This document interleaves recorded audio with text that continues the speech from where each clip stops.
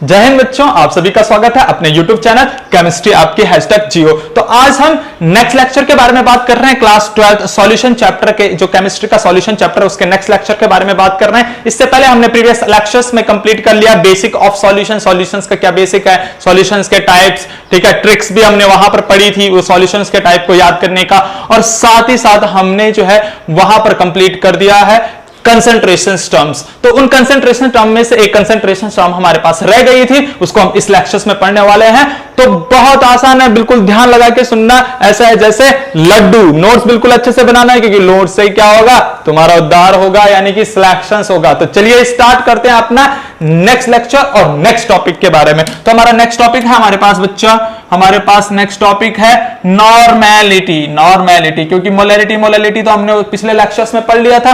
अब हम समझेंगे कि नॉर्मेलिटी होता क्या है। नॉर्मेलिटी को एन से जो है डिनोटेट करते हैं।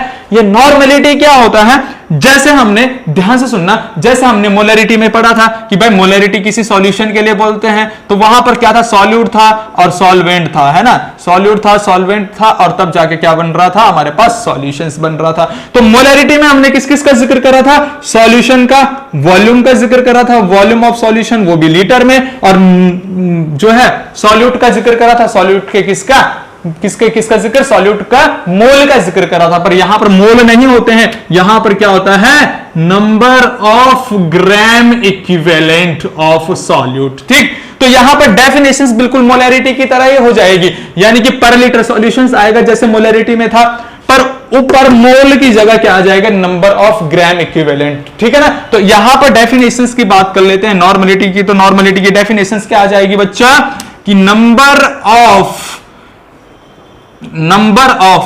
Gram equivalent of solute present in पर लीटर सॉल्यूशन, कि 1 लीटर सॉल्यूशन में जो number of gram equivalent solute के पाए जाते हैं उसी को नॉर्मेलिटी कहते हैं। फॉर्मूले में चलते हैं तो फॉर्मूला क्या आ जाएगा इसका, नॉर्मेलिटी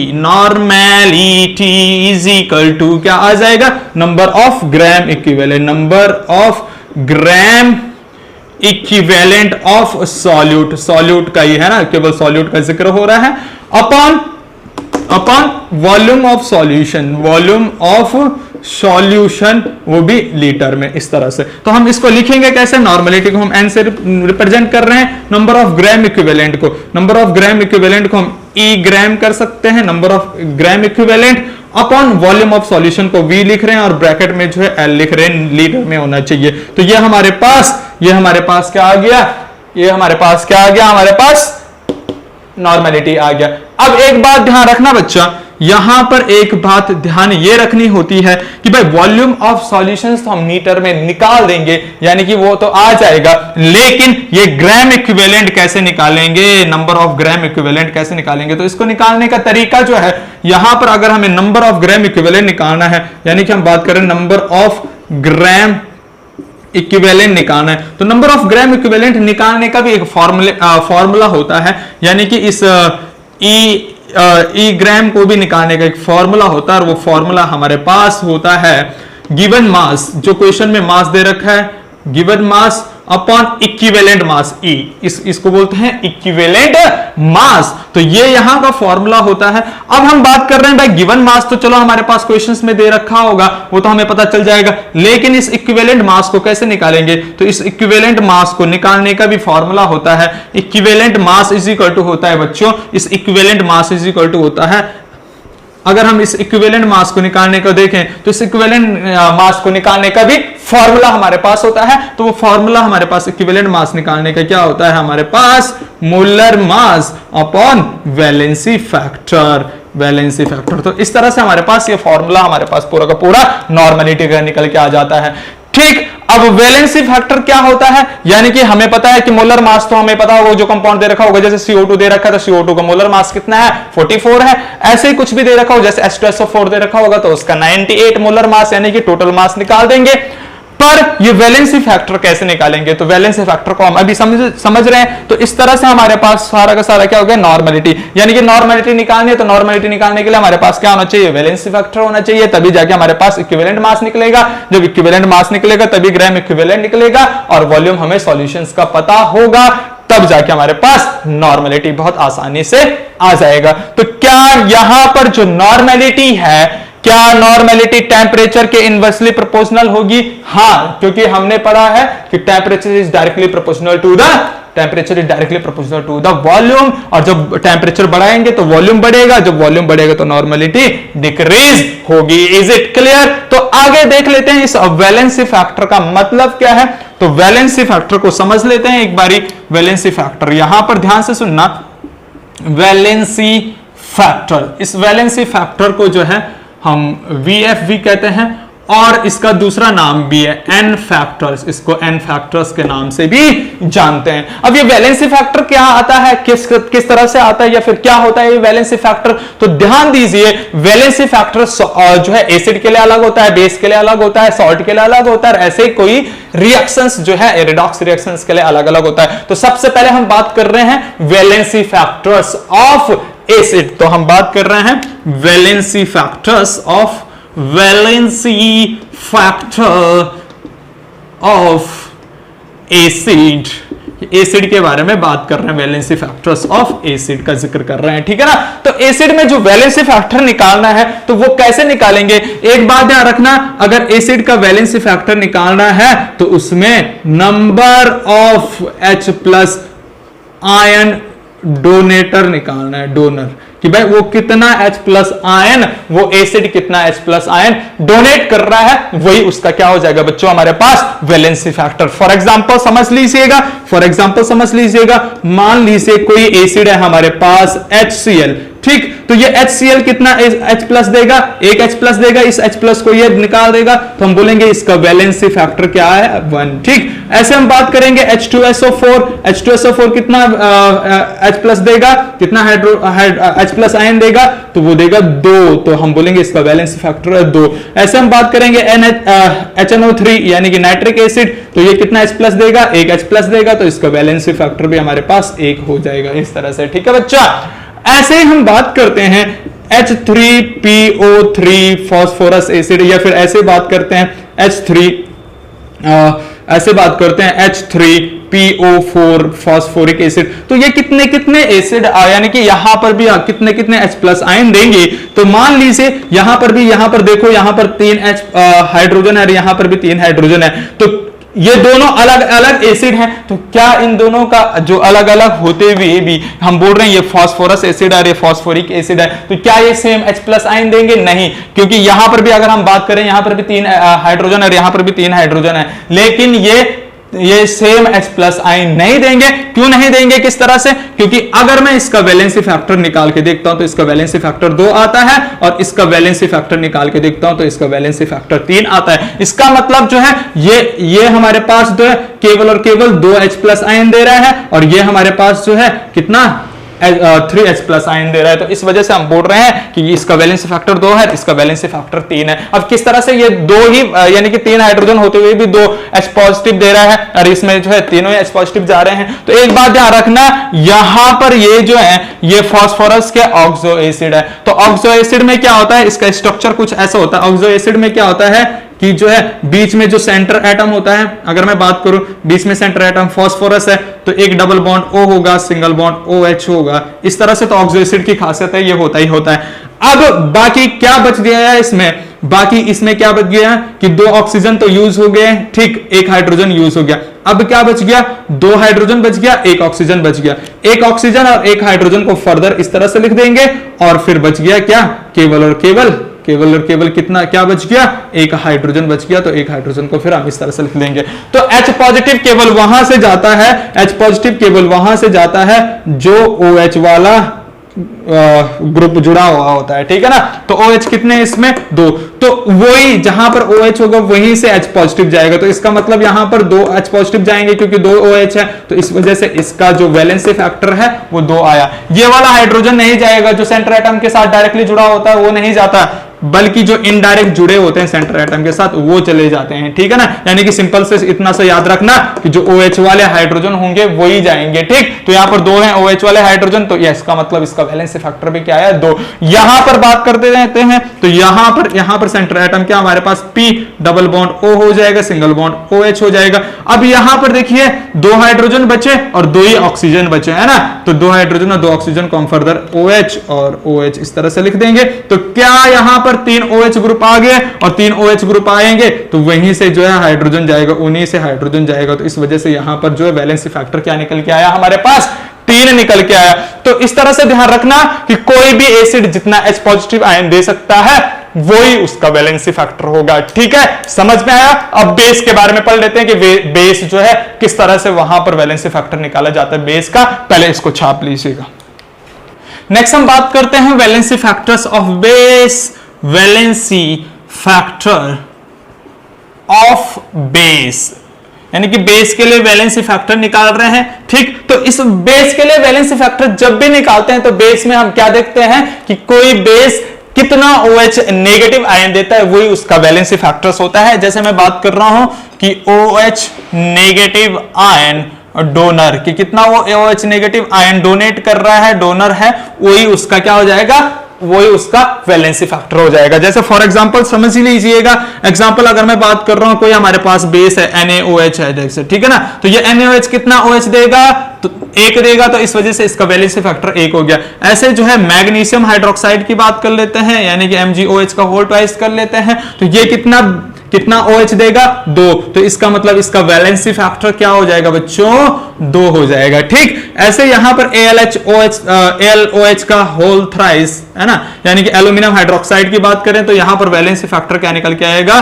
3, क्योंकि यहां पर ये 3 हाइड्रोक्साइड आयन देगा, OH आयन देगा, ठीक। और ऐसे अगर हम बात करते हैं NH4OH, तो NH4 कितना जो है OH देगा 1, क्योंकि यहां पर OH एक ही है तो एक ही OH को ये डोनेट करेगा। तो इस तरह से यहां पर बेस के लिए हमने वैलेंसी फैक्टर निकालना समझ लिया, ठीक है।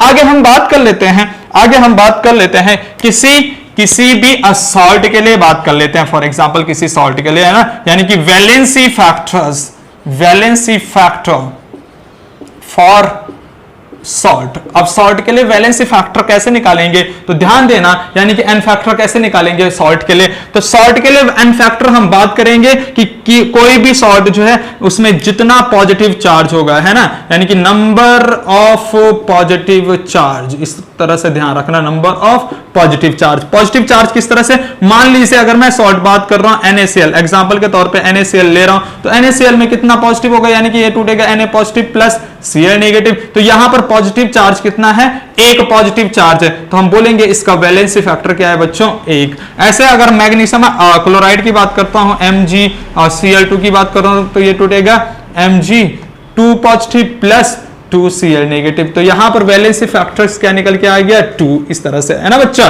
तो ऐसे अगर हम AlCl3 की बात कर रहे हैं, AlCl3, तो AlCl3 किस में टूटेगा, Al3 positive plus 3Cl negative. तो यहां पर वैलेंसी फैक्टर क्या निकल के आ गया हमारे पास 3 निकल के आ गया, ठीक। तो इस तरह से यहां पर हमारे पास वैलेंसी फैक्टर ये निकल के आता है किसी भी सॉल्ट के रिगार्डिंग, कि सॉल्ट में हम किस तरह से बोलेंगे, जितना पॉजिटिव चार्ज होगा वहां पर वही हमारे पास वैलेंसी फैक्टर हो जाएगा। लास्ट अगर वैलेंसी फैक्टर हम देखें किसी भी रिडॉक्स रिएक्शंस में वैलेंसी फैक्टर, तो हम बात कर रहे हैं valency factor of redox reactions.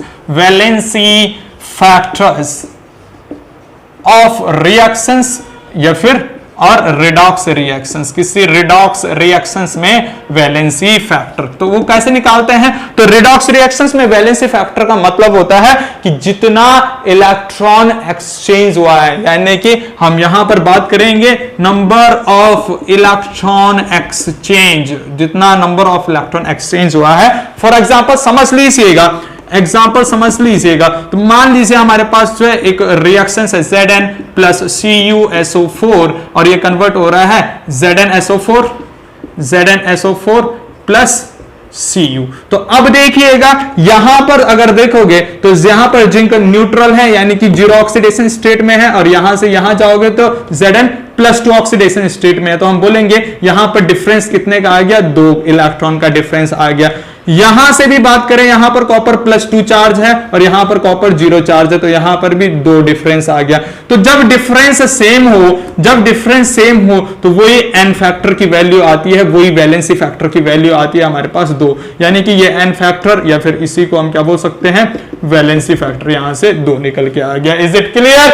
अब दूसरा एग्जांपल समझ लेते हैं। मान लीजिएगा कुछ इस तरह से हमारे पास उसने दे दिया है कि भाई दूसरी रिएक्शंस दे दिए कि जैसे एल्यूमिनियम है और ZnCl2 है, तो यहां पर रिएक्शंस क्या बनेगा, एल्यूमिनियम Zn को हटाएगा तो क्या बनेगा, AlCl3 प्लस यहां से Zn निकल जाएगा, है ना, तो ये इस तरह से Zn बन जाएगा। तो यहां पर देखिएगा एल्यूमिनियम 0 ऑक्सीडेशन स्टेट में है और इधर जाके एल्यूमिनियम क्या हो रहा है, +3 ऑक्सीडेशन स्टेट में हो रहा है, यानी कि 3 का गैप है।